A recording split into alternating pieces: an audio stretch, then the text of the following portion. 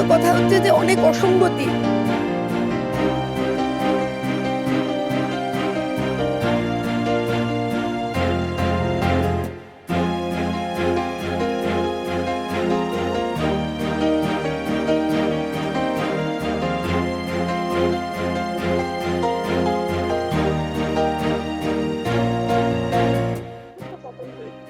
দেখুন, আমার কিছু বলার নেই। এটা রাহুল অভিনেতা নিশ্চয়ই খুব বড় মাপের ছিল, সেটা তো আমি বলার কেউ নই।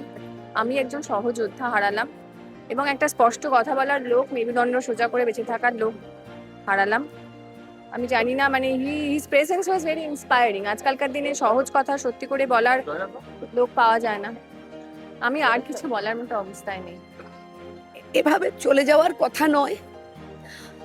দ্বিতীয় কথা হচ্ছে যে অনেক অসঙ্গতি, অনেক অসঙ্গতি।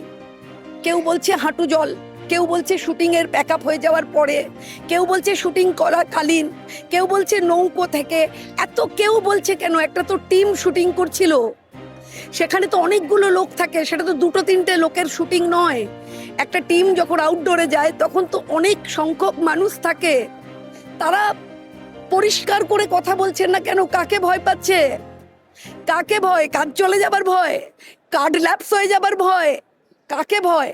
আমার টেকনিশিয়ানদের ভাইদের জিজ্ঞেস করছি, কাকে ভয় পাচ্ছেন আপনারা? কার্ড চলে যাবে? কাজ বন্ধ হয়ে যাবে? আজকে রাহুলের হয়েছে, কাল যে কোনো শিল্পীর, যে কোনো টেকনিশিয়ানের হতে পারে। তাহলে কেন সেই নিরাপত্তাটুকু থাকবে না? সমুদ্র সৈকতে শুটিং যখন, কেন ডুবুরি থাকবে না? ব্যাকআপ টিম থাকবে না?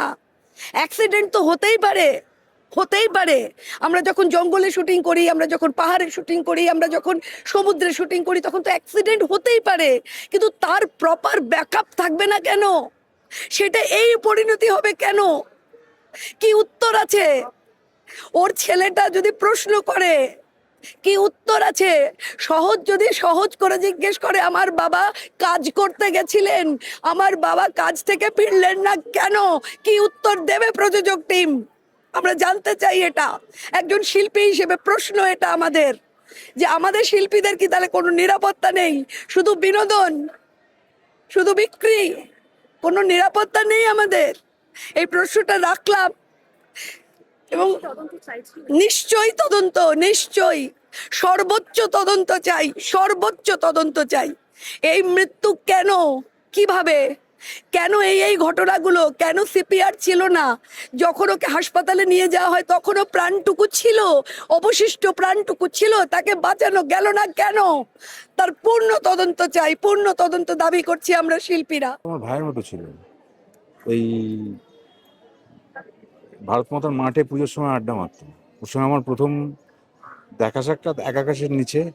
তারপরে দীর্ঘ 2-2.5 বছর আমরা কাজ করি, কখনো মেঘ কখনো বৃষ্টিতে। তারপরেও আরো একটা প্রোডাকশনে কাজ করা, বা সম্পর্ক তো আমার সঙ্গে খুব, মানে দাদা ভাইয়েরই সম্পর্ক ছিল। খুব কম কথা হতো, তো যতটুকু হতো ঠিকঠাক আর কি। মানে দেখুন, শিল্পীর মৃত্যু হয় না, কিন্তু আজকের দিনটা থেমে গেছে। এই ভাটটা এখানে আমরা যারা আছি প্রত্যেকের সঙ্গে নিয়ে আমরা যতদিন বাঁচবো এটাকে বয়ে নিয়ে বেরোতে হবে। আমি চাই ও যেখানেই থাক, ওর আত্মার যেন শান্তি হয়। শেষ দেখার জন্য